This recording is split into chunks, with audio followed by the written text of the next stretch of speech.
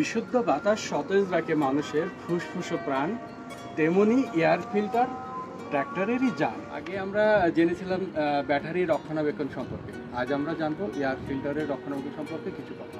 আমরা প্রতিনিয়ত ট্রাক্টর নিয়ে আমরা আমাদের কাজের জন্য যখন বাইরে হব, তখন অবশ্যই কাজ শেষে একবার হলেও আমাদের প্রাইমারি ফিল্টারটা এয়ার প্রেশার গেজ দিয়ে ভিতর সাইডে হাওয়া দিয়ে অবশ্যই পরিষ্কার করে দেব, এবং এটা ডেইলি বেসিস আমাদেরকে প্রতিদিনই করতে হবে আমাদের কাজের ক্ষেত্র বুঝে, প্রয়োজন হলে 2 বার 3 বার।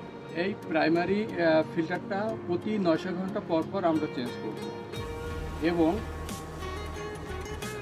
সেকেন্ডারি যে ফিল্টারটা আছে এটা আমরা কখনোই হাত দিয়ে খুলব না বা হাওয়া দিব না, এটা 2500 ঘন্টা পর পর ডিরেক্টলি চেঞ্জ করব। যদি চান সতেজ নিঃশ্বাস সহসা, তবে মাইন্ডের জেনুইন এয়ার ফিল্টারেই করুন ভরসা।